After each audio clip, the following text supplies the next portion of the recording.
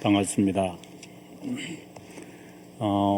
오늘 여러분들에게 이 제목으로 여러분들과 말씀을 나눌 수 있게 되어서 너무 기쁘고 감사합니다.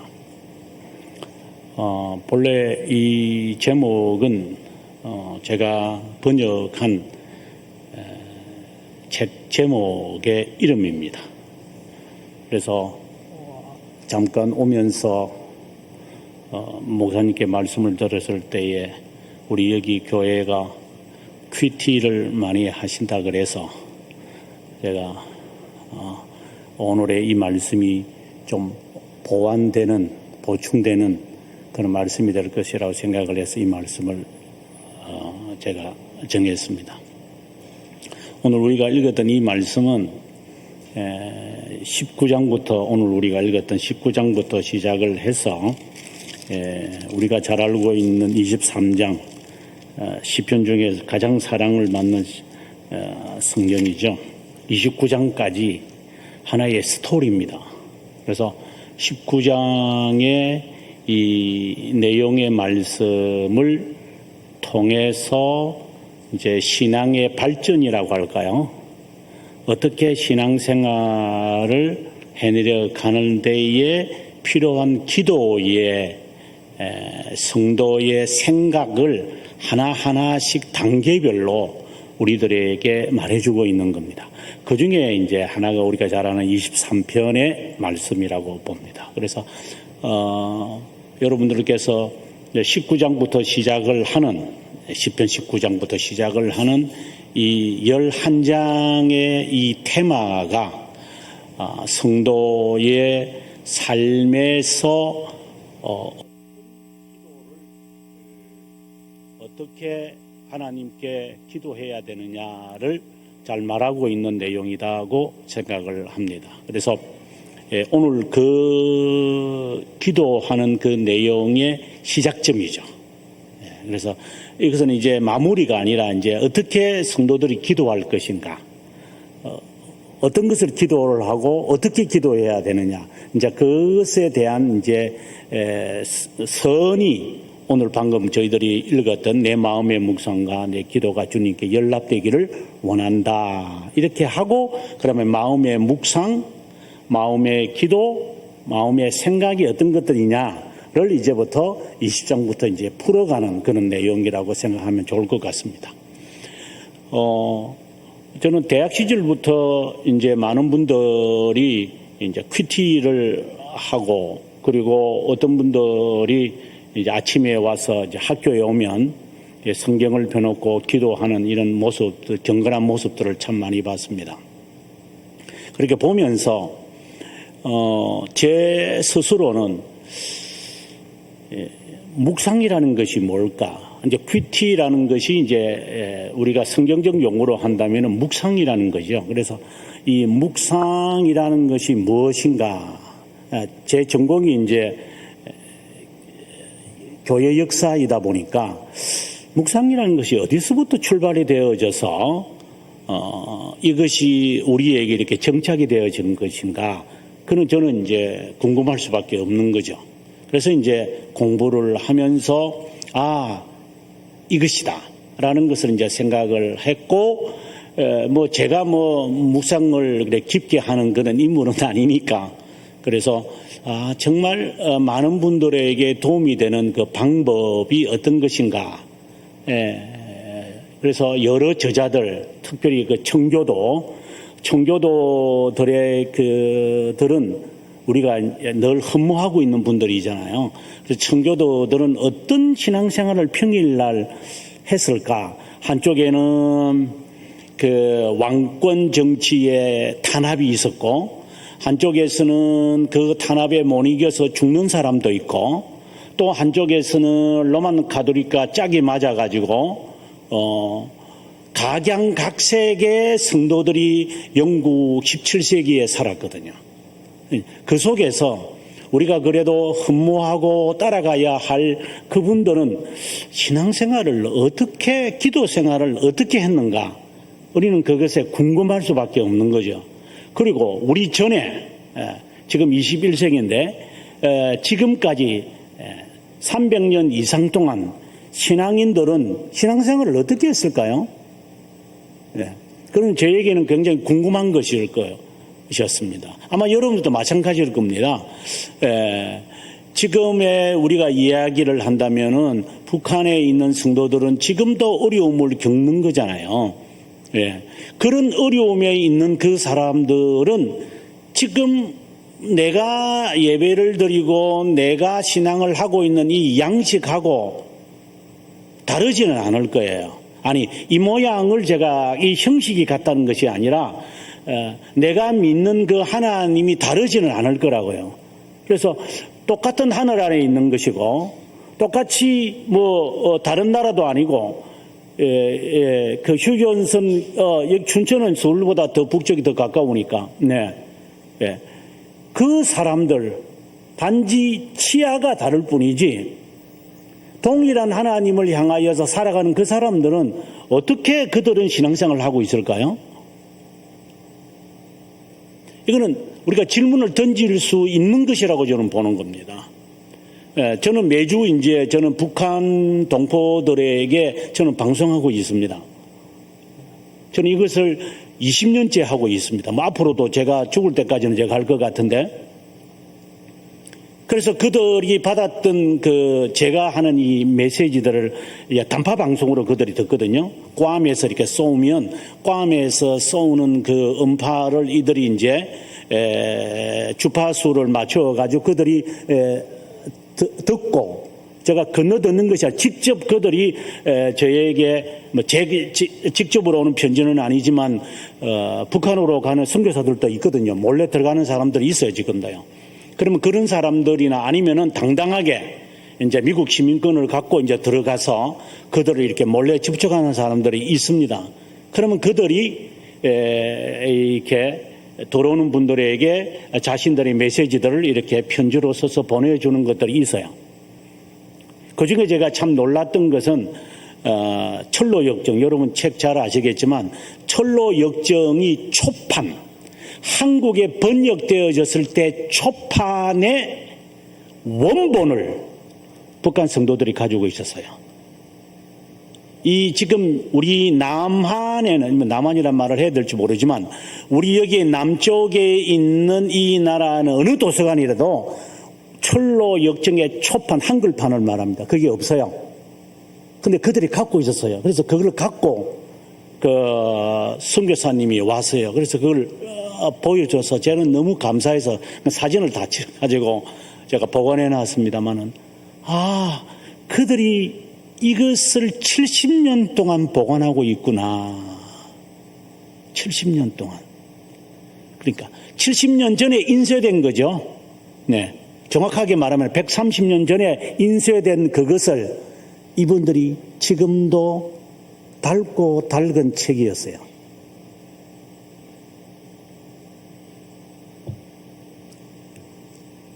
저는 교회 역사를 늘 강의하면서 다른 하나님을 섬기면 안 된다. 거기에 있는 그 성도들이 섬기던 하나님,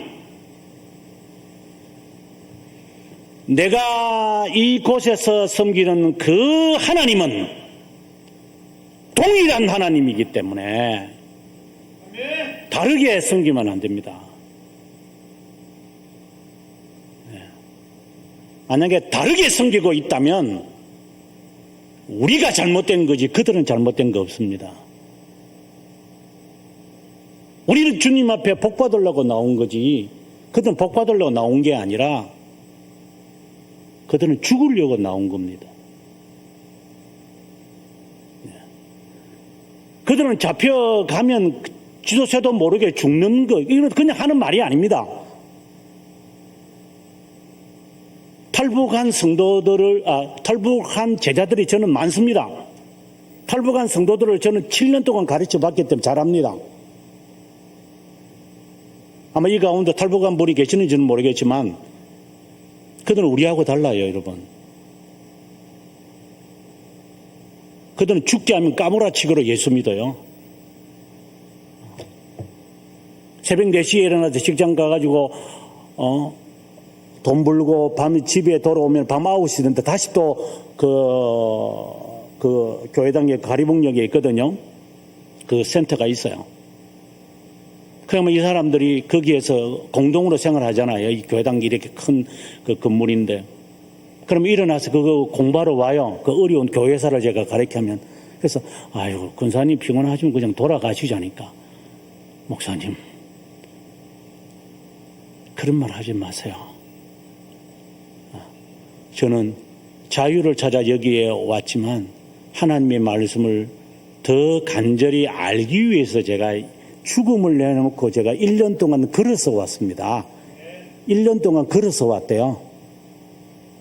1년 동안 걸어서 왔답니다. 1년을 걸쳐서 베트남까지 걸어가서 1900km, 뭐 더 되겠죠. 직진이 이제 1900km니까 아마 꼬불꼬불 산길라 이렇게 뭐 덜 넘고 이렇게 하면은 아마 한 4000km 정도 되겠죠. 숨어야 되고. 그래서 이남에 왔는데 피곤해서 뭐 그런 거는 예, 피곤하죠. 그리고 꼬박꼬박 잠잘 때도 있어요.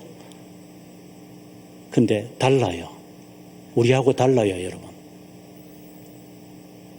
그래서 어지간히 열심히 내는 사람들을 보고 저는 칭찬하고 싶은 마음이 없어요. 여러분 그 말에 상처 안 받으시면 좋아요. 상처받아도 할 수 없어요. 그거는 뭐. 그래서 하나님은 동일한 분이에요. 그래서 그들이 섬기는 그 하나님과 내가 춘천에서 내가 어디에 있든지 간에 섬기는 하나님은 동일하다는 것을 명심하면 좋겠습니다. 그러면 어떻게 그들은 신앙생활을 했을까요?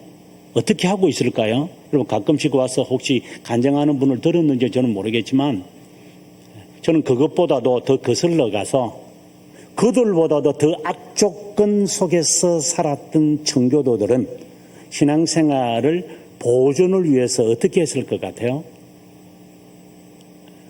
초대교회까지 가지도 않겠습니다.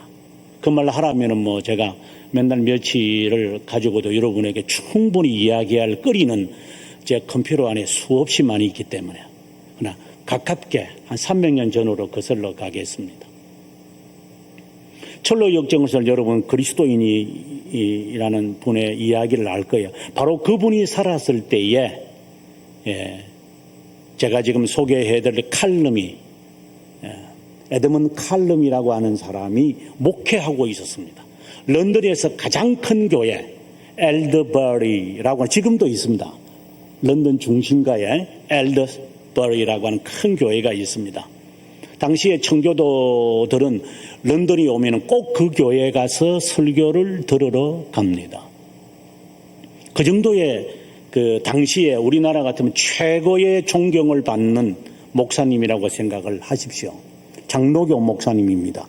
소교리 문답서를 쓸 때에 같이 참여를 하여 소교리 문답을 쓰는데 가장 많은 부분을 썼던 분이기도 합니다. 그분이 아들도 목사입니다. 그래서 이름이 같습니다. 그래서 에드먼 칼럼이 1세, 에드먼 칼럼이 2세. 이분은 이제 1세가 되겠죠. 아들도 목사니까. 근데 이분이 당시에 이제 1660년이 됐을 때 왕정복고라는 것이 일어나죠. 영국 역사에서 왕정복고가 일어나면서 찰스 2세가 이제 로만 카톨릭 편으로 이 영국 교회를 옮기기 위해서 칙령을 발표합니다. 지금 우리나라도 뭐 가끔씩 이렇게 하지 마세요, 이렇게 하세요. 국가가 이렇게 뭐 교회 문 닫으세요, 뭐 집합 금지 뭐 이렇게 이상하게 하는 사람들 때문에 어쩔 수 없이 그렇게 할 수밖에 없는 것이지만, 근데 칙령을 대통령이 칙령을 내리는 것처럼 이렇게 대통령의 어떤 명령을 내리는 것처럼 왕이 명령을 내리는 거예요. 칙령이라 그러잖아요. 그래서 칙령을 내리는데 모든 목사 당시에 목사들이 한 3,000명 정도 있었다 그래요. 그 영국 전체에. 그 3,000명 가량에게 전부 서명을 다 받았어요. 네. 국가에서 인정하는 시험에 서명하지 않으면 시험도 좋고 거기에 있는 조항들이 있어요. 목사는 이렇게 이 예배당에 가서 설교해야 된다. 그러니까 등록을 받는 거죠. 목사 등록을. 그래, 그렇게 하지 않는 사람은 교회에서 다 추방시키는 거예요. 예를 들어서 여기에 목사님 계시면은 그 서명을 하지 않았다면은 목사님을 이 교회에 설교하지 못하도록 추방시키죠. 그 중에 우리가 잘 아는 것이 이제 그 존 버년 같은 사람이잖아요. 존 버년이 바로 이때에 이분이 목회 일반 신자지만은 이분이 감옥에 갇혔잖아요. 1662년에 이 사람이 갇혔다가 1674년 12년 동안 이 사람이 감옥에 있는 거잖아요. 이제 그 시기에 이분을 런던에서 목회했다고 보시면 돼요. 그런데 1660년에 왕정복국을 하고 1662년에 그런 서명을 다 원하니까 많은 목사님들이 그렇게는 할 수 없지. 로만 가톨릭을 따라 신앙생활을 할 수는 없지. 국교회에 따라 명령을 따라 행해야 하는데 그건 따를 수는 없다는 거예요. 신앙의 양심이 허락이 안 되니까. 그래서 서명을 하지 않은 목사님들이 2080명이나 됐어요. 예, 거의 다지요. 예. 그래서 그 사람들은 2080명은 장로교 목사님들이 약 1890명가량 되고 나머지는 뭐 회중파가 있고 다 청교도들인데 그중에 좀 몇몇 사람들이 독립파도 있고 이래가지고 절대적인 다수가 90% 이상이 장로교 목사였어요. 이 사람들 다 추방당했어요. 교회에서 다 쫓겨났어요. 그러면 그들이 1890명 정도 되는 사람들이 어디에 갔겠고, 그리고 여기에 남아있는 양들 어떻게 신앙생활을 했을 것 같아요? 여러분, 그들을 향하여 이제 오늘 제가 여러분들에게 가르쳐 드리고 말씀을 할 에드먼 칼럼이라고 하는 사람이 글을 쓰고 설교를 합니다. 그 설교의 내용, 이렇게 신앙생활을 해야 합니다. 목회자가 없어도 우리는 더 이상 발을 붙이지 못하겠지만 당신들은 끝까지 살아남아야 합니다. 그것이 바로 묵상이라는 거였어요. 묵상은 기독교인들이 세상에서 살아남을 수 있는 세 가지의 무기 가운데서 하나입니다. 그것이 바로 처음에는 기도죠. 기도는 성도들이 살아남는 유일한 무기 가운데 하나죠. 기도. 그 다음에는 말씀이죠. 그 다음에 세 번째가 성례죠. 성례. 우리 잘 아실 거예요. 기독교인의 은혜 받는 외적 수단 세 가지. 이 외에는 은혜를 받는 것이 없다고 우리는 믿습니다. 다시 말씀드립니다. 기도와 말씀과 성례입니다. 이거 외에 다른 것으로 은혜 받는다고 하시면 그는 곤란한 사람들입니다. 그 사람들이 장로교인들입니다. 모르겠어요. 뭐 다른 파에 있는 사람들은 이거 뭐 다른 것도 그건 그래 넣든지 말든지 간에 장로교 신앙을 가진 죽음을 내어놓고 장로교 신앙을 고수한 사람들은 이 세 가지 외에는 은혜를 받는 길이 없다고 우리는 확신하고 지금까지 앞으로도 주님 오실 때까지 그렇게 우리는 확정하고 확신하고 그대로 진행할 것입니다. 그런데 말씀과 기도를 연결하는 통로가 있는 게 바로 묵상이었던 거죠. 이것을 이제 칼럼이가 우리들에게 제시하는 거예요. 어떻게 묵상을 해야 될까? 그래서 1800명 가량 되는 목사님들을 한 자리에 모아놓고 뭐 굉장히 컸겠죠.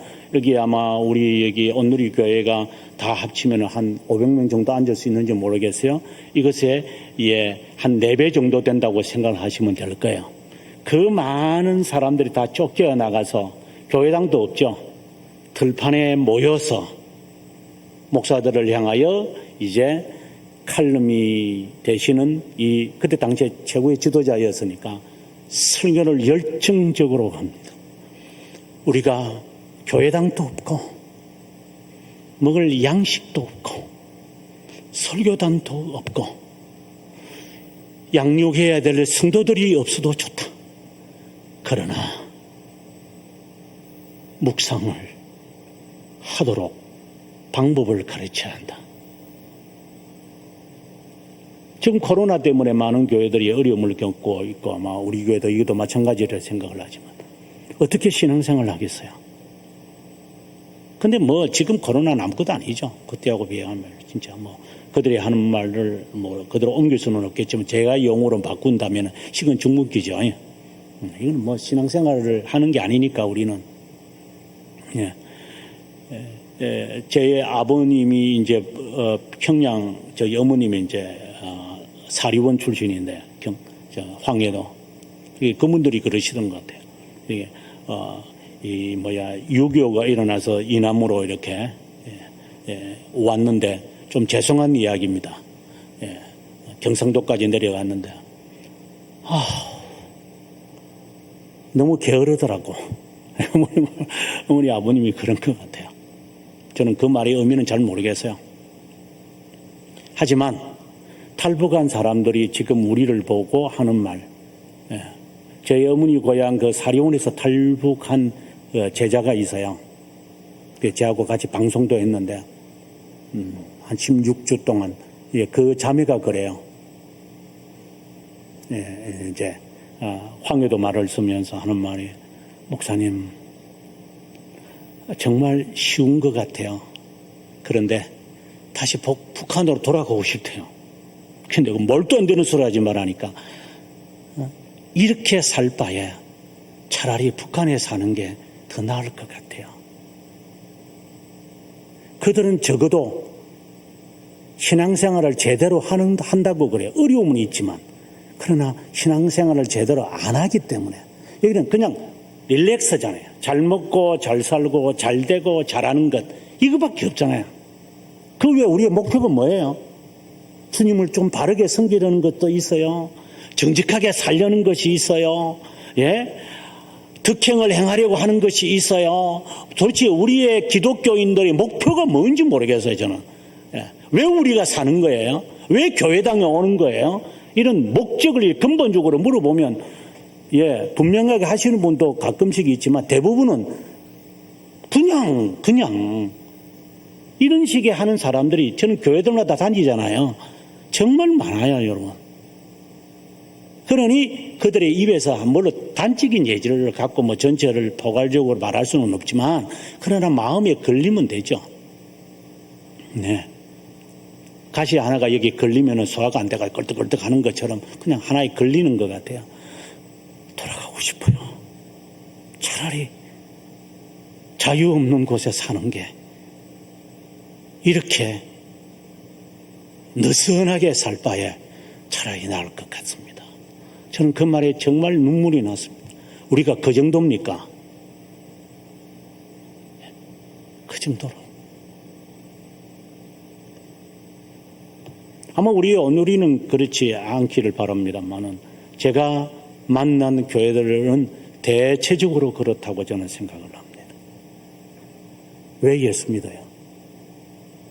은혜를 어떻게 받는 건지 아세요? 은혜가 무엇이에요?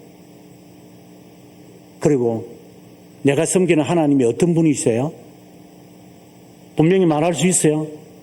칼을 이렇게 갖다 대면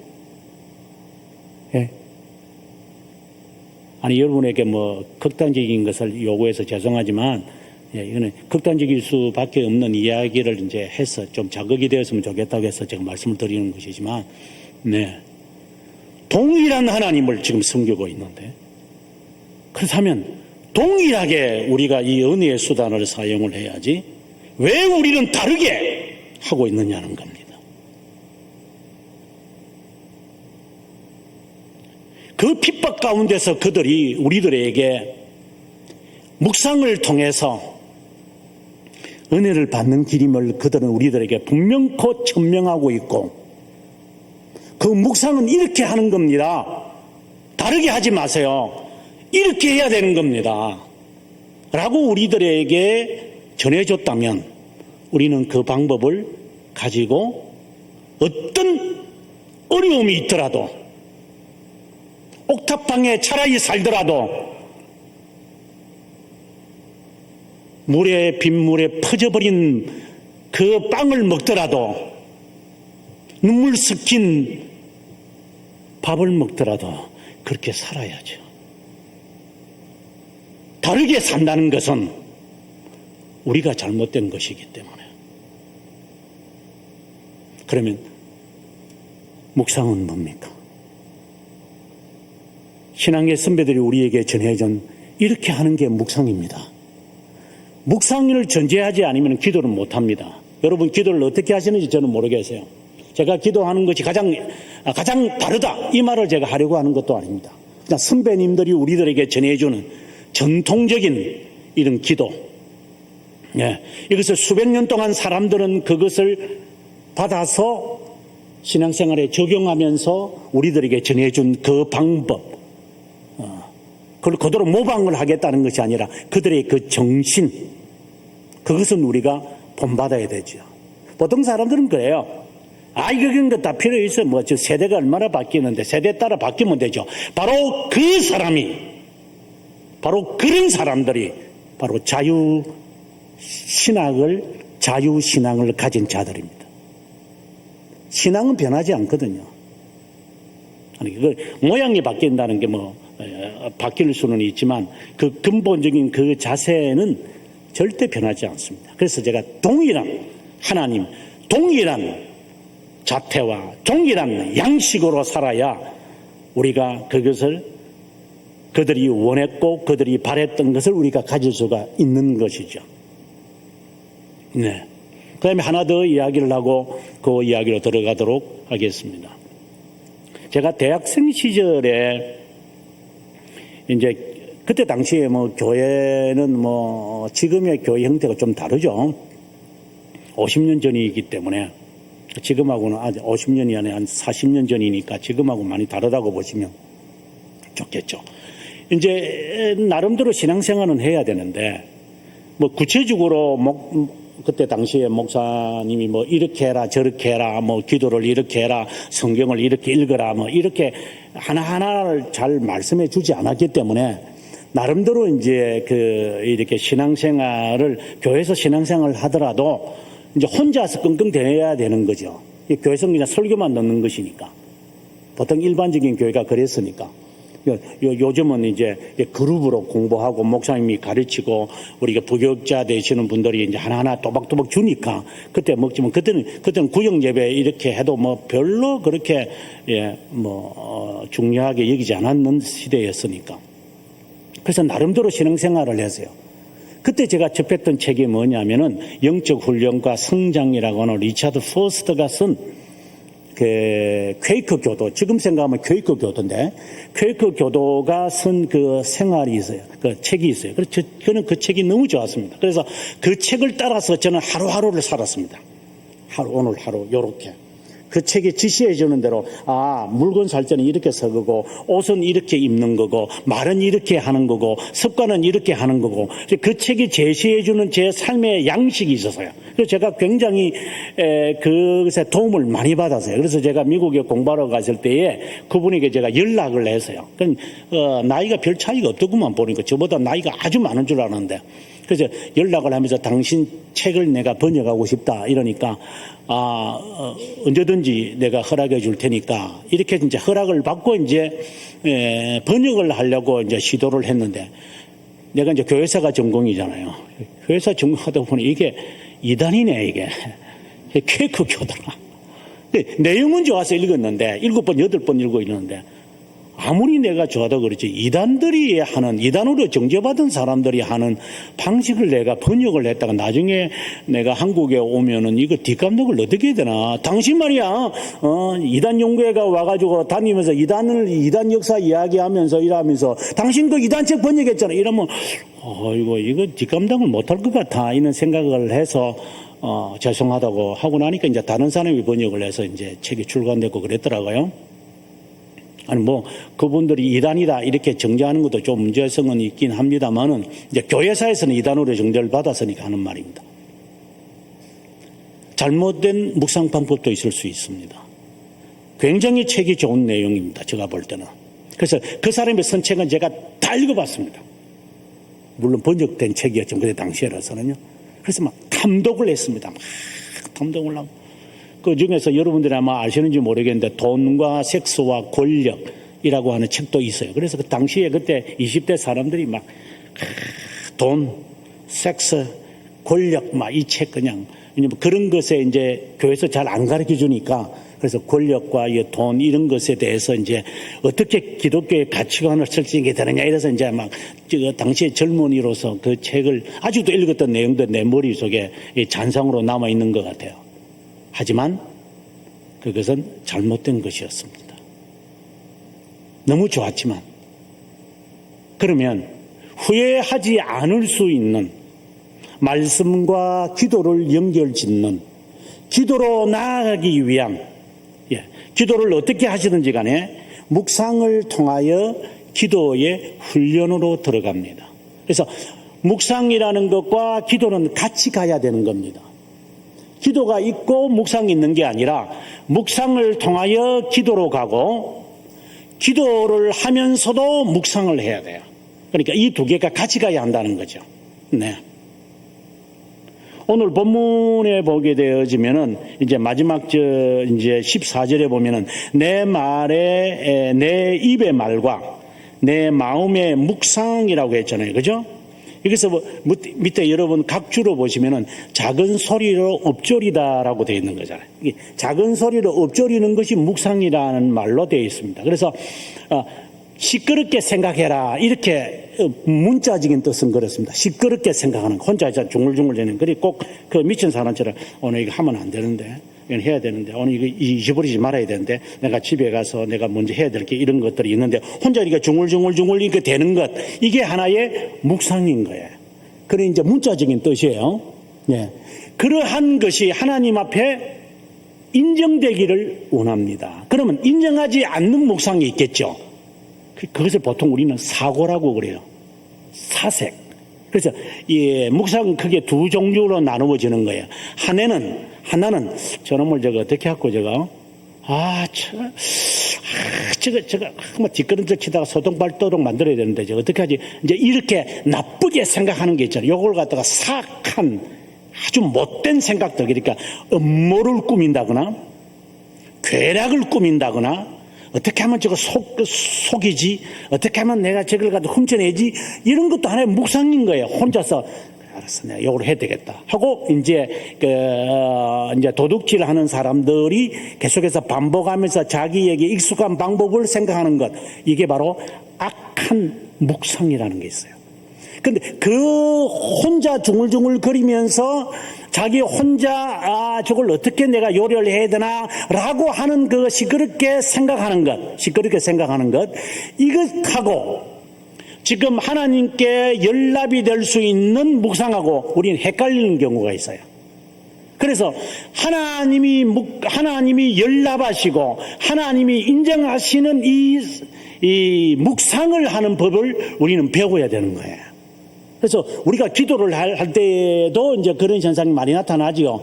네. 그래서 기도할 때도 정말 하나님이 원하시는 기도로 패턴을 바꾸어 가면서 그분이 받으실 만한 것, 그 잠언에 보게 되어지면은 너희들이 기도할 때 내가 비웃겠다라고 말할 정도거든요. 그러니까 우리가 기도를 잘못하면 하나님이 하늘에 있는 자가 우리를 비웃으시며 이렇게 이건 우리의 표현이죠. 뭐 하나님이 그렇게 비웃겠다 이런 것이 아니고, 그래서 하나님이 우리를 바라보았을 때에 우리가 느끼는 그 감정이에요. 너도 그 기도라고 하냐? 이제 이런 식인 거예요. 하나님이 그렇게 나를 보시는 것처럼 느껴지는 거예요. 그럼 이거는 뭐냐? 사악한 묵상이 되는 거예요. 그러니까 사악한 기도인 것이에요. 마치 성찬을 우리가 믿음으로 받지 않을 때 죄를 먹고 마시는 거잖아요. 여러분 뭐 옆에 사람은 인식하면서 이렇게 성찬을 이렇게 먹을 수도 있고, 그리고 우리가 잔을 이렇게 마실 수도 있는데 체면을 해서, 그러나 조심하셔야 됩니다. 그 체면과 그 안면 때문에 그 사람은 죄를 합법적으로 하나님 앞에 지금 먹고 마시는 겁니다. 준비되지 않으면서 마음에 청결한 마음이 없으면서 형제를 미워하면서 사기를 치고 있으면서 도둑질하고 있으면서 음란한 생각을 하고 있으면서 넙죽맞게 사람들 앞에서 이렇게 나눠주기도 하고, 보통 장로님들이 나눠주는데 나눠주기도 하고, 그래서 덥수덕을 먹는다는 것은 당신은 지금까지 죄를 먹고 마시고 있는 겁니다. 다른 말로 하면 당신은 저주를 받을 각오를 하고 있는 겁니다.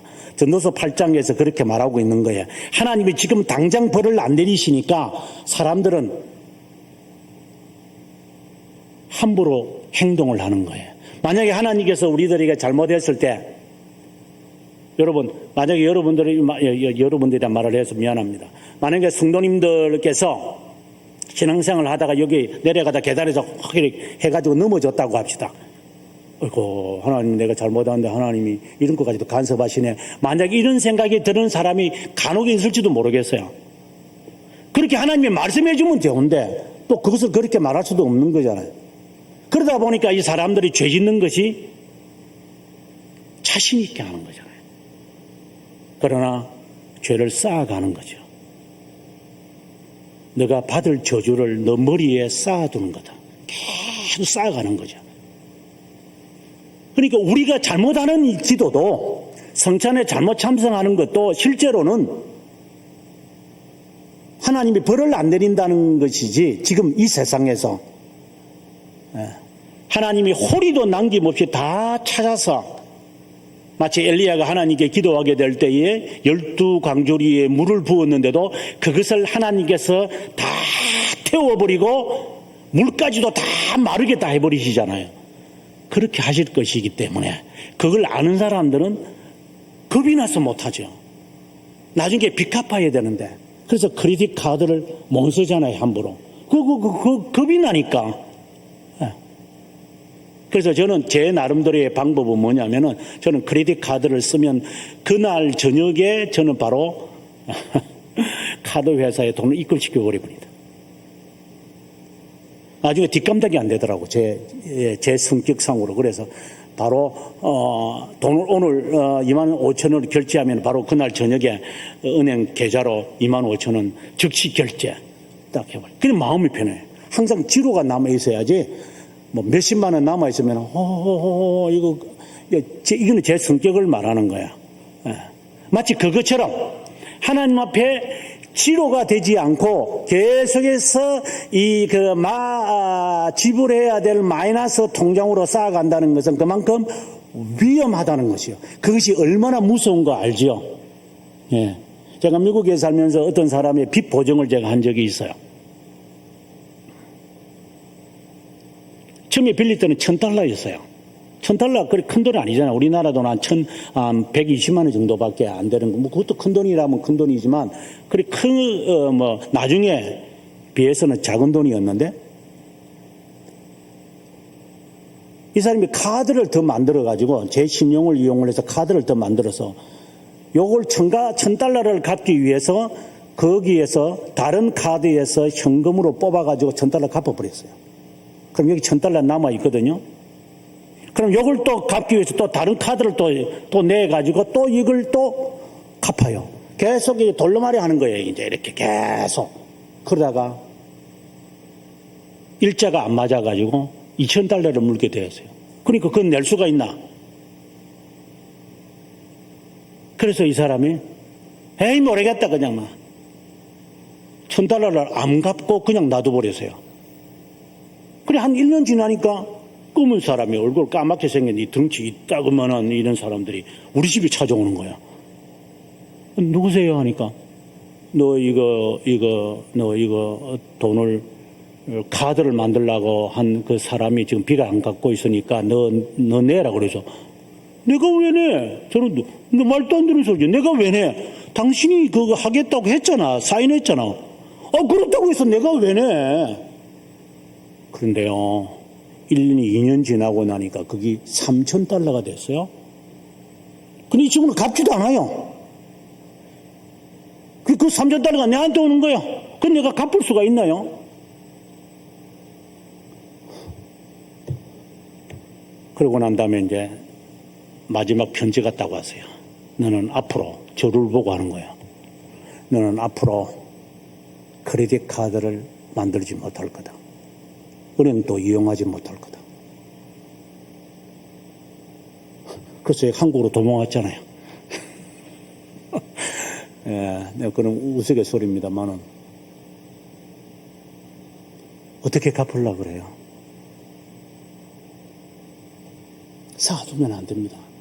그때마다 해결하십시오. 그래서 기도도 말씀도 그리고 성찬도 그때마다 잘못하면 그냥 넘어간다고 생각을 하지 마십시오. 쌓아두는 것이라고 25%의 이자가 붙기 시작한다는 것. 나중에는 원금보다 더 많이 갚을 겁니다. 그러니 귀 있는 사람은 이것을 실천하실 겁니다. 자, 그러면 사악한 묵상을 하면 안 됩니다. 사악한 기도에서도 안 됩니다. 그러면 이제 바른 묵상을 하는 법이 있어야 되겠죠. 네. 그 바른 묵상에 있어서 중요한 것은 조심해야 되는 게 머리로 하면 안 됩니다. 이 머리로 생각으로 하면 안 됩니다. 생각으로. 우리 보통 이렇게 묵상이라고 하면 생각으로 하거든요. 생각으로 이렇게 가만히 하잖아요. 그래서 눈빛이 달라지기 전에 가만히 이게 계속 생각을 하니까 다른 사람 볼 때 너 지금 뭘 그리 골똘히 생각하냐? 이 얼굴에 표현이 되잖아요. TV를 보더라도 다른 걸 가만히 이런 식으로. 그것은 묵상이 아닙니다. 그것은 성경이 지금 말하고 있는 묵상과는 거리가 먼 겁니다. 묵상이라는 것은 머리로 하는 게 아니라 가슴으로 하는 겁니다. 가슴이라는 것이 뭘까? 이렇게 생각해요. 가슴이라는 다른 말로 말하면 애정이라고 하십시오. 하트로 하는 겁니다. 하트로. 그래서 그 하트라고 하는 것은 내 의지의 움직임과 내 느낌과 같이 동행을 하면서 같이 연결해서 만들어내는 생각입니다. 이 말은 좀 더 구체적으로 말하면 예를 들어서 오늘 설교를 내내를 듣고 아니면 오늘 아침에 목사님의 설교에 감동을 받으셨죠? 감동을 받았습니다. 감동을 받고 난 다음에 오늘 대예배 때 목사님의 말씀이 참 좋았다. 정말 깨달음이 많았다. 그렇게 하고 문 열고 나가고 잊어버리면 그것은 머리로만 하는 겁니다. 그러면 애정이라는 것은 뭘까요? 오늘 목사님의 설교를 듣고 이제 녹음을 하거나 녹화한 집사님한테 집사님 오늘 목사님의 설교 좀 주시오. 내가 일주일 내내 이 말씀을 한번 읽어야 하고 들어야 되겠어. 그래서 그 말씀을 가지고 하루에 한 번도 좋고 두 번도 좋고 그것을 반복하면서 계속 되새김하는 사람들. 세 번 들으니까 목사님의 이 말씀이 이렇게 꿀보다도 더 타네. 그게 심정으로 가슴으로 묵상하는 하나의 신뢰인 것입니다. 만약에 여러분들이 설교를 한 번 듣고 그만뒀다고 한다면 그리고 여러분들께서 큐티를 하면서 오늘 내 했다 하고 틱을 하고 잊어버렸다면 죄송합니다. 당신은 머리로만 묵상을 한 겁니다.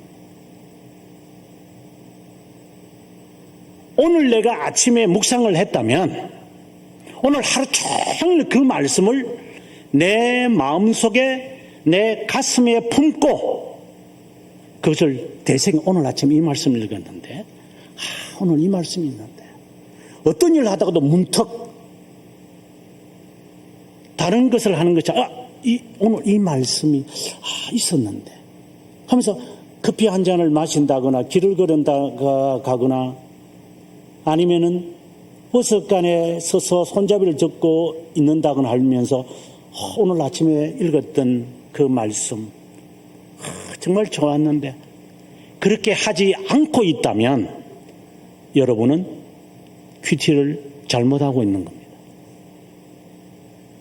그리고 그것은 머리로만 하는 묵상이기 때문에 삶의 변화가 없습니다. 많은 것을 먹어야 사람들이 건강하다고 생각이 들지만 하나라도 제대로 음식을 잡수셔야 됩니다. 그래서 하나의 말씀을 계속해서 일주일 내내 오늘 목사님께서 설교하신 그 내용을 일주일 내내 들을 것도 없어요.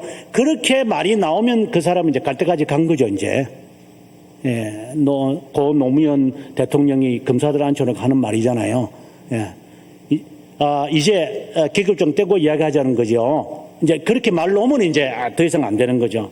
오늘의 목사님의 설교, 오늘 대회 때 설교를 듣고 내가 잊어버린 거, 그때 순간에 엉뚱한 생각을 할 때도 있으니까 어떻게 그 30분, 1시간 동안 이렇게 집중하겠어요. 그러니 그것을 다시 반복하고 또 반복하면서 내가 정리를 하고 일주일 내내 이 말씀을 한 번이라도 실천해 보십시오.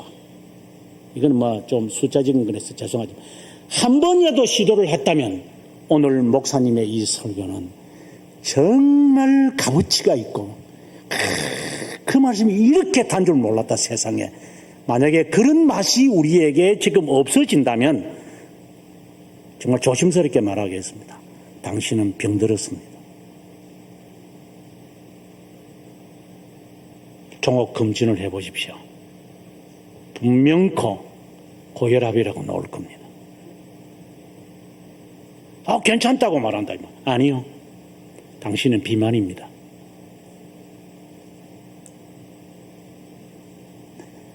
그래서 가슴으로 묵상을 하라는 것을 실례로 제가 들은 겁니다. 그래서 오늘 아침에 묵상을 했다면 오늘 하루 종일 그것을 어떻게 그렇게 신앙생활을 합니까? 그게 신앙생활입니다.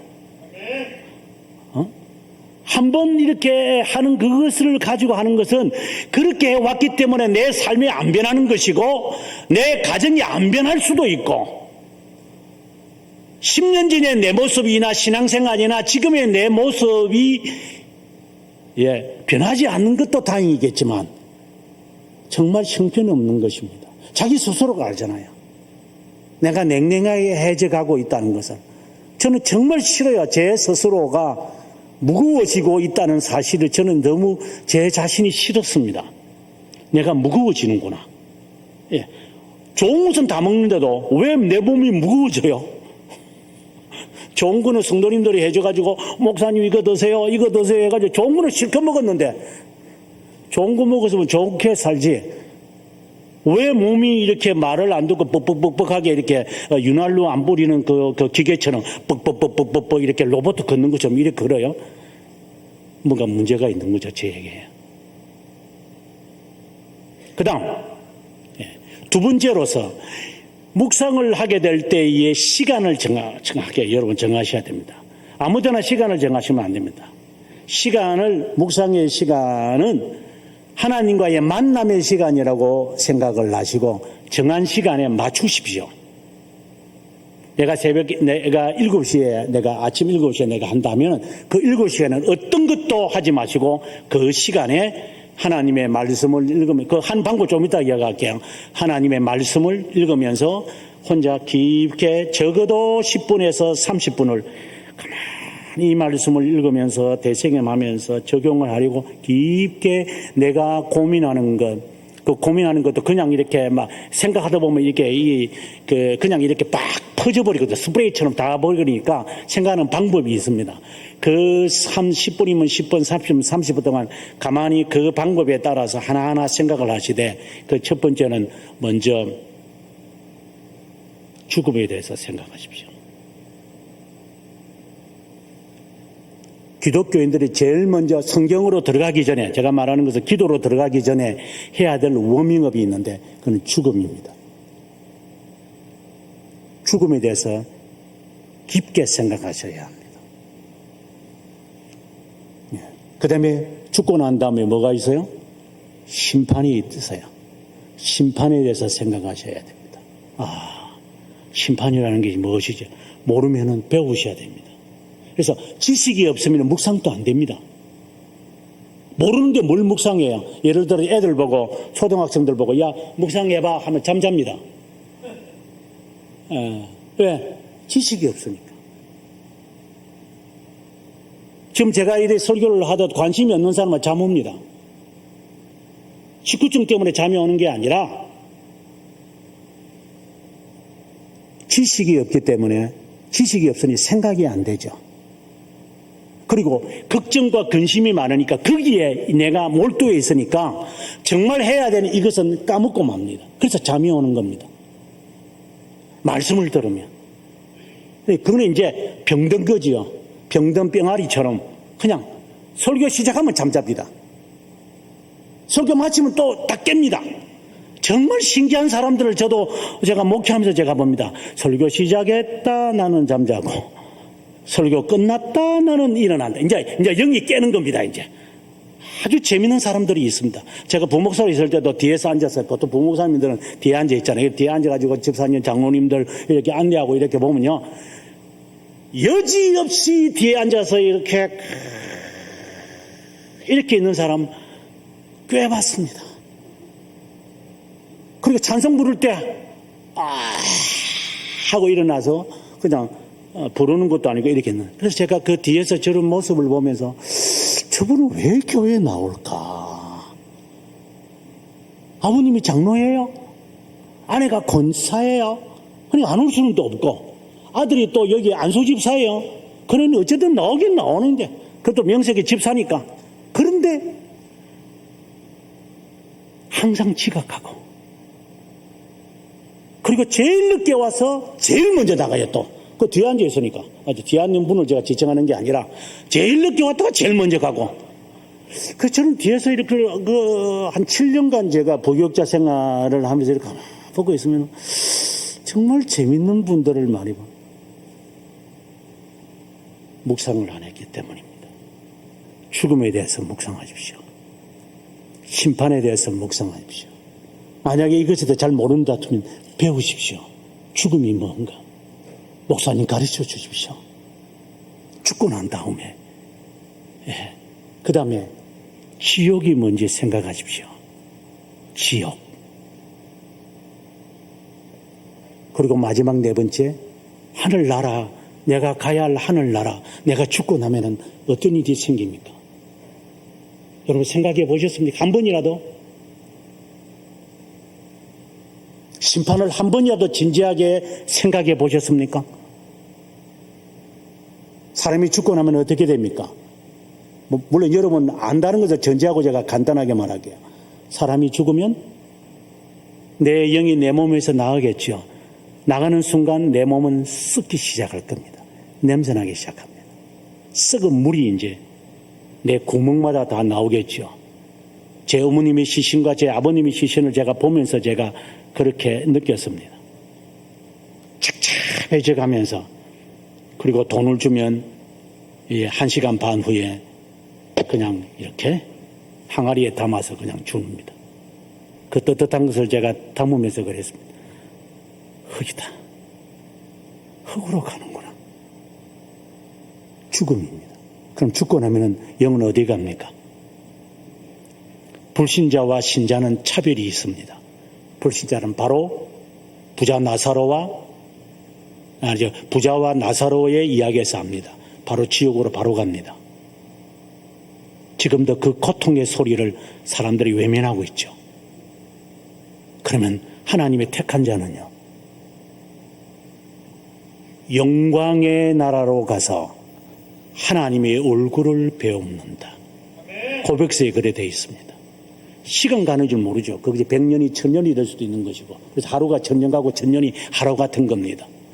그러다가 주님의 재림이 있는 순간, 순식간에 아주 재빨리 죽었던 내 흙이 되었던 이 모든 것, 내 육체가 내 지금의 본래의 모습으로 다시 만들어지고, 내가 지옥에 있든지, 그리고 내가 하나님의 영광의 얼굴을 바라보고 있든지 간에 내 육체와 다시 조합이 될 것입니다. 그리고 하나님 심판, 나는 그렇게 하기 싫은데, 아니요, 반드시 우리의 육체가 영과 결합하여 하나님의 심판대 앞에 설 것입니다. 그때 양심의 책을 가지고, 꼭 이런 책이라고 생각하지 마십시오. 양심을 향하여 하나님이 우리들에게 이유를 물을 겁니다. 헛소리를 했든지, 농담으로 했든지, 생각으로 했든지, 말을 내뱉었든지, 행동을 했든지, 의도가 무엇이든지, 하나님은 여기에 있는 말씀을 우리처럼 그렇게 생각하면, 우리는 시간 속에 사니까 그때는 영원이기 때문에 하나님이 하나도 남김없이 하나님이 하나씩 다 묻게 될 것입니다. 그때 대답할 준비하셔야 됩니다. 농담으로 여기지 마십시오. 그때 예수 그리스도의 보혈의 공로로 칭의를 받았다고 확신하는 사람들은 그리스도의 이름을 그분 앞에 내어 놓겠지만, 칭의가 뭔지, 사면이 뭔지, 용서가 뭔지, 견인이 뭔지, 성화가 뭔지 도대체 나는 아는 게 없어 라고 하면서 그냥 마음대로 자기가 생각하는 대로 원하는 대로 만약에 살았다면 이유를 반드시 카운트라 그러잖아요. 어카운트. 회계장부 작성하는 것처럼, 이거 왜 이 돈 이거 썼어요? 이거 왜 이거 어디다가 썼어요? 영수증 첨부하세요. 영수증 첨부. 이렇게 어카운트를 하겠다는 겁니다. 하나님이 다 감사를 해서 회계장부를 가지고 하나씩 하겠다. 이건 우리의 표현입니다. 하나님의 영이신 하나님께서 그렇게 하시는 거 아니지만 우리가 볼 때 지금 표현입니다. 어카운트를 하셔서 10년 동안 있었던 것까지도 들추어 내시는 것처럼 하나하나 다 찾아내어 가지고 하나님이 우리에게 질문할 때 대답할 준비하십시오. 저도 두렵습니다. 저는 다행이 아니라 저도 힘듭니다. 그래서 심판을 생각하고 죽음을 생각하면 저도 무섭습니다. 제가 가끔씩 성도들한테 말합니다. 당신들이 눈을 떴을 때 심판대가 아닌 것을 감사하십시오.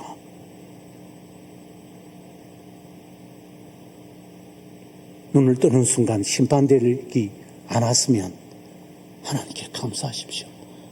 하나님은 오늘 하루 저에게 주셨습니까? 오늘 제 24시간 제대로 살게요. 하루하루를 그렇게 사셔야 됩니다.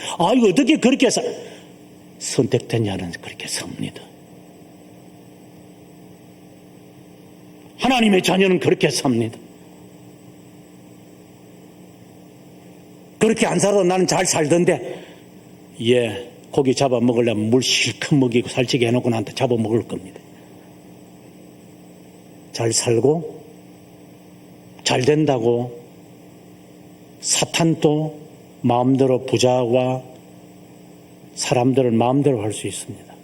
주님이 주신 것인지도 모르고 날 잡아먹으려고 주인이 내한테 물 주는 것도 모르고 덥석덥석 마셨다가 나중에 뒷감당 못합니다. 심판입니다. 지옥은 어떤 건데요? 부자가 하는 말입니다. 나사로를 보내 이곳에 오지 않게 해달라고. 너무너무 괴롭다고. 일을 가는 것도 모자라는 정도라고. 저는 수술대에 서봤던 경험이 있습니다. 아마 여기도 의사가 있는지 모르겠습니다만 괴롭습니다. 요즘에 와서는 내시경 검사를 마취제를 하고 안에 이렇게 그걸 하고 이게 마취할 수 있는 그 흰약 먹고 이렇게 하더라고요. 그러나 제가 지금부터 한 40년 전에 제가 내시경 검사, 제가 속이 안 좋아서 내시경 검사를 할 때 보면은 저는 죽는 줄 알았습니다. 들어가는 거 다 느꼈습니다. 눈물, 콧물이 나올 때까지 나오는 것 같아요. 눈물도 나오고 콧물도 나오고 아파가지고 하지 말라고 해도 쑥쑥 집어넣는데 나중에 끝나고 보자니 이런 생각하면서 그 괴로움을 여러 차례 해본 경험이 있습니다. 그건 아무것도 아니죠. 그건 아무것도 아니죠. 지옥은 무서운 겁니다. 공포 그 자체, 어두움 그 자체, 끝없는 저주 자체, 영원한 후회함, 잊어버리려도 잊어버릴 수 없는 만상들이 떠올라서 왜 내가 영원토록, 시간이 아닙니다, 영원토록 이 괴로움 속에서 죽고 싶지만 죽을 수도 없고 잊어버리고 싶은데 잊어버리지도 않고 영원한 저주 속에 살 자신이 있습니까? 그러면 정신 차리고 지금부터 바로 하십시오. 이것이 무섭지 않습니까? 그러면 저주받으시면 됩니다. 나중에 가서 저주받으십시오.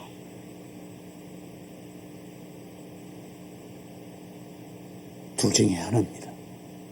천국이든지 지옥이든지.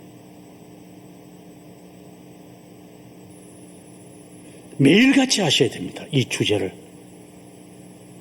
말씀을 통하여서 그 말씀의 의미를 찾으려고 하셔야 합니다. 그 다음 또 다른 주제 4가지가 있습니다.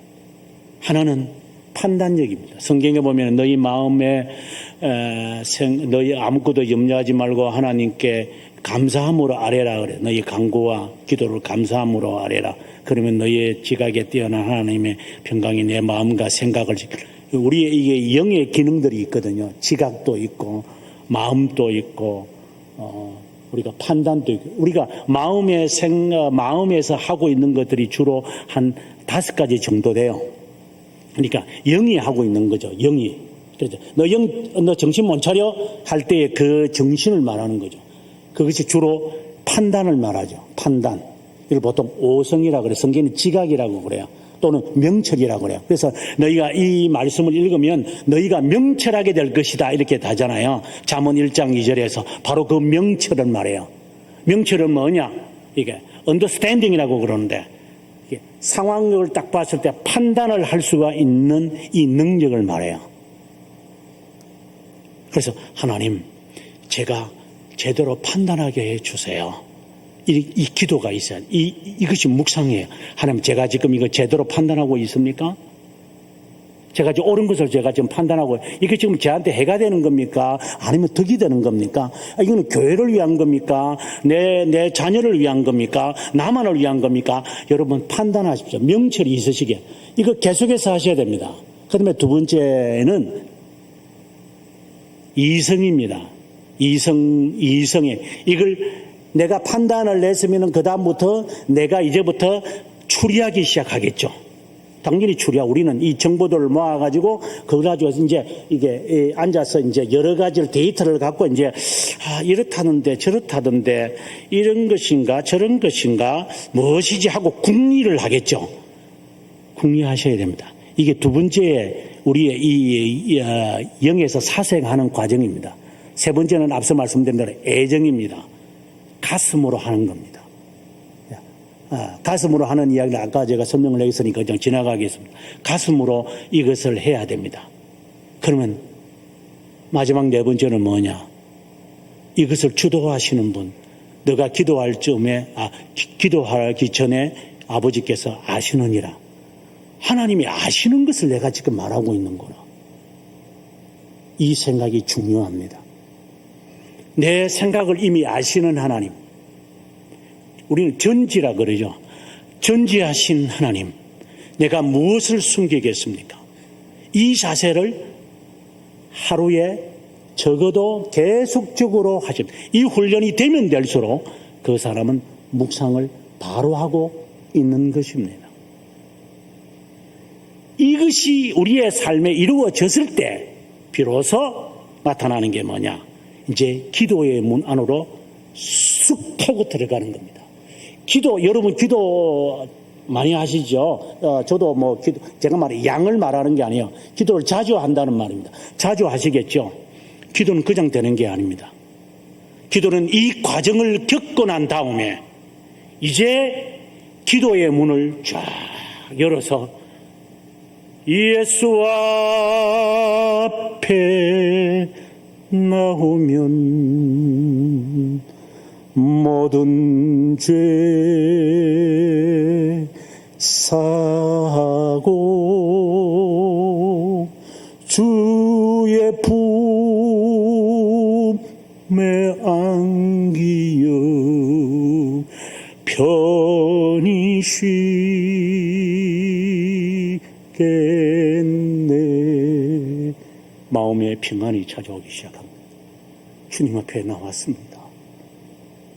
나라는 존재가 나왔습니다. 주님, 나 음성이, 거기는 목사도 아니고 남편도 아니고 아들도 아니고 동생도 아니고 나 자신이 당신 앞에 나왔습니다. 나의 창조자이시며 나의 주권자이신 주님, 저에게 말씀하십시오. 이 죄인이 듣겠습니다. 이러한 기도를 몇 번이나 해보셨습니까? 사람이 달라집니다. 이 흉내내라고 하는 거 아닙니다. 앞서 말씀을 드렸던 이 묵상을 훈련을 하셔야 그 다음에 기도의 문 안으로 쑥 하고 들어갈 수 있습니다. 기도, 인간은 가장합니다. 여러분 못지않게 저도 기도했습니다. 제가 말하는 양을 이야기할게요. 여러분이 기도하는 양만큼 저도 기도했습니다. 여러분이 철회하는 만큼 저도 철회했었고, 여러분이 새벽 기도를 드리고 금식 기도를 하고 작정 기도를 하는 만큼 저도 했다고 생각합니다. 제 나이가 있으니까 제가 그만큼 양이 많겠죠. 다 해봤습니다. 손을 넘고도 기도해봤고, 고함을 치면서 해봤고, 음악을 꽹과리처럼 해놓으면서 기도도 해봤고, 다 해봤어요. 기도원에 가서 머리 쳐박아 가면서 암이 걸린 사람 옆에서 죽을 쳐 앉아가지고 부흥회는 쫓아다니면서 부흥사 목사님이 설교하면 옆에 앉아가지고 은혜 받으려고 머리 쳐박으면서 어르신들이 손을 들고 기도하면 그 옆구리에 냄새나는 그 엉덩이에 머리 쳐박고 기도도 해봤어요. 한 번, 두 번 한 게 아닙니다. 가정에서 예배를 보는 사람들에게 가서 그 예배에 참석을 해서 그 예배도 드려갖고 어쨌든 하나님 앞에 가까이 가고 싶었어. 그 십자가 앞에 어쨌든 한번 가고 싶었어. 그분이 그 은혜가 무엇인지 정말 한번 받고 싶었어. 할 수 있는 것은 가르쳐 주는 건 다 해봤어요. 뭐 어떤 봉사는 그러더라고요. 예수님께서 십자가상에서 6시간 손 들고 있었으니까 우리 6시간 동안 한번 해보자고. 그 잘 안 되대요. 보니까 한 30분 들고 있으니까 팔이 죽는 줄 알았어요. 저는. 그래서 하다 그만둬 버렸어요. 제가 볼 때는 잘했다 싶어요. 제가 보니 마음 지금 생각해보면 지도 못하면서 우리 보고 시킨 것 같아요. 제가 인간으로 불가능해요. 저도 턱걸이를 꽤 하는 사람인데요. 철봉에 10분 이상은 못 견디는데 어떻게 이걸 6시간 동안 이렇게 들고 기도하라는 거예요. 그래서 나중에 눈 뜨고 보니까 나는 꽤 기도했다고 보는데 팔은 이렇게 가 있고 시간 갔는 줄 보고 보니까 20분도 안 갔더라고. 근데 6시간 동안 기도 안 하면 안 된다고 그랬어. 흉내는 내봤는데 하지 마세요. 별로 의미도 없는 겁니다. 그래서 제 말은 할 만큼 해봤다는 말을 제가 해드리는 겁니다. 무릎 꿇고요. 네. 다리를 몸쓸 정도로 무릎 꿇고 기도해봤어요. 다리를 끊어줘도 좋다. 하나님 앞에 정말 내가 은혜의 자소에 갈 수 있다면 내가 이 다리 병신되는 것도 관계없다. 안전뱅이가 돼도 괜찮다라고 하는 그 각오를 가지고 밤새도록 몇 시간 동안 밤 12시에 해서 새벽기도 6시에 5시 반인가 되게 하니까 그 5시간 반 동안 꼼짝도 하지 않고 기도를 하룻밤 한 것도 아니고 수십일, 40일을 반복듯이 했어요. 그런데 가르쳐 주질 않았어요. 묵상을 하고 난 다음에야 기도의 문에 들어가는 줄 저는 몰랐습니다. 여러분에게 신앙의 선배로서 이야기할게요. 묵상을 먼저 하세요. 그 훈련이 되고 난 다음, 그렇다고 기도하지 말라는 게 아닙니다. 기도의 참맛을 그때야 문을 열고 그분 앞에 나아가는 것을 그때야 느낍니다. 주님, 죽을 죄인입니다. 이 교만 덩어리, 암덩어리, 죽을 수밖에 없는 이 도둑놈, 사기꾼, 가늠한 자, 음욕을 품은 놈, 목사이면서 별별 생각은 다 하면서 거룩한 짓 하는 놈, 당신 앞에 숨기지를 못합니다. 주여, 이래도 됩니까? 제 명예 제가 살겠습니까? 그분 앞에 엎드리고 그분 앞에 울고 싶어요. 내 자신을 냉철하게 나는 보고 싶어요.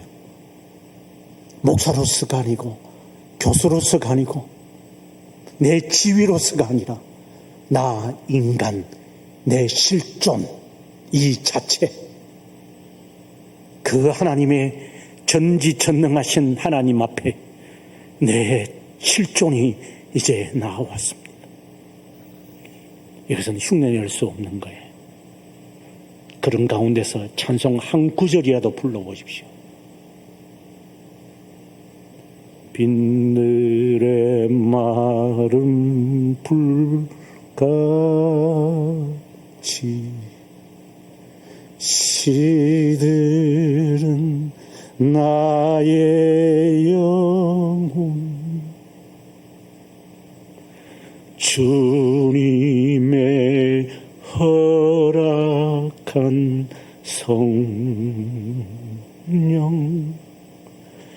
간절히 기다리네.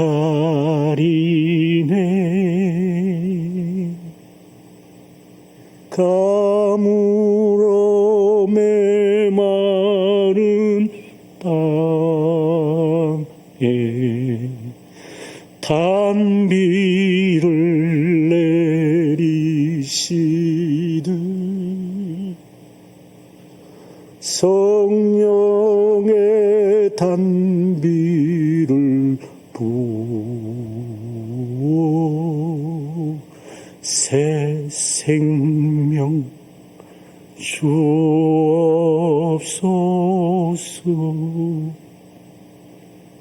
더 이상 노래를 못 부르실 겁니다. 이러한 기도는 성령님이 마음의 문을 열으실 때만이 가능하겠죠. 흉내내려 하지 마십시오. 인간이 할 수 있는 수단을 최대한 대로 노력하시고, 슬플 때만 나와서 기도하지 마시고, 어려움이 있을 때만 주님을 찾지 마십시오.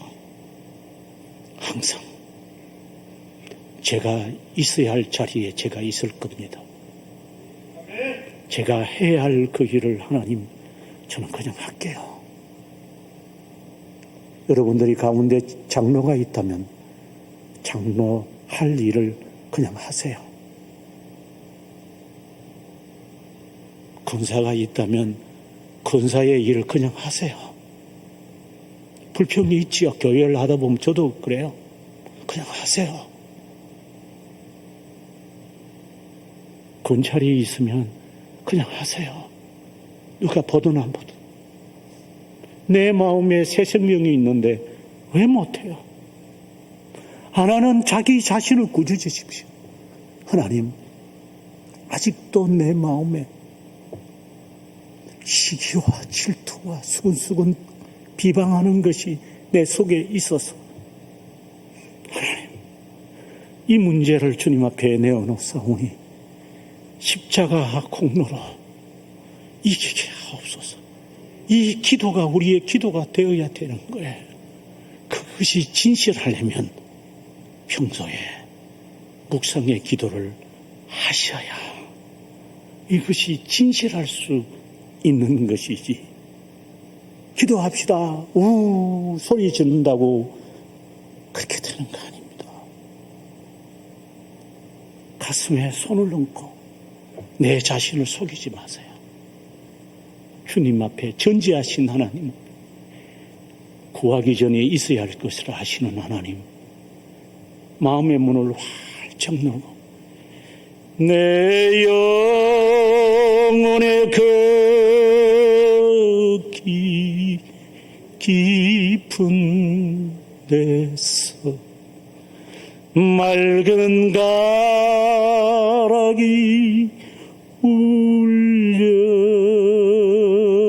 울려나네. 하늘 곡조가 언제나 흘러나와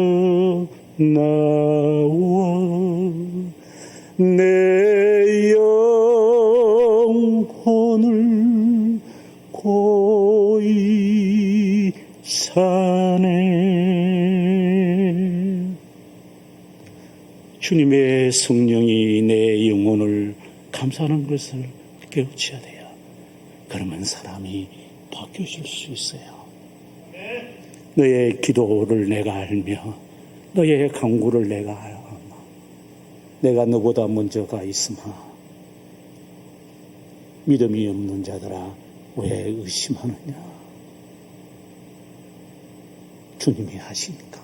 그래서 기도에 평안이 찾아오죠. 내려놓으시면 됩니다.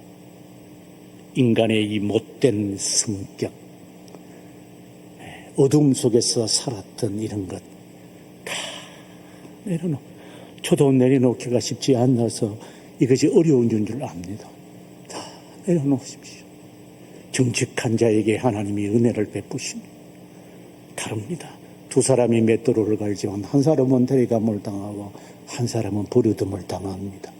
같이 이불을 같이 덮고 자도 그 사람을 버려두고 이 사람을 데려갈 수도 있습니다. 하나님은 그런 하나님이십니다. 왜? 양심을 판단하시기 때문에. 이 시간도 마찬가지입니다. 당신이 어떤 상황에서 무엇을 지금 생각하는지 저는 모르지만 하나님은 아십니다. 그 자에게 하나님은 숨긴 만나를 삶 속에 먹이실 줄로 믿습니다. 한번 제가 기도하고 마치겠습니다. 하나님, 우리의 안고 일었음을 아시는 주님, 어제나 오늘이나 영원 불변하시는 하나님, 나라는 존재가 어머니의 태에서부터 잉태되고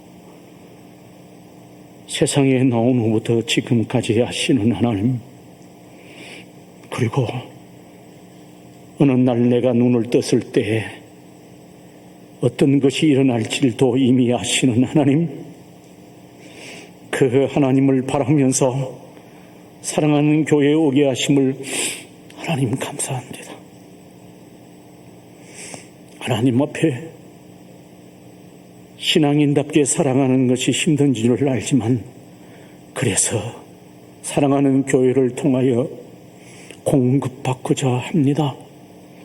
주여 은혜 내려 주옵소서. 이를 위하여 사랑하는 성도들이 아침마다 저녁마다 큐티를 하면서 하나님께 좀 더 가까이 가보려고 부단히 노력하오니 주님,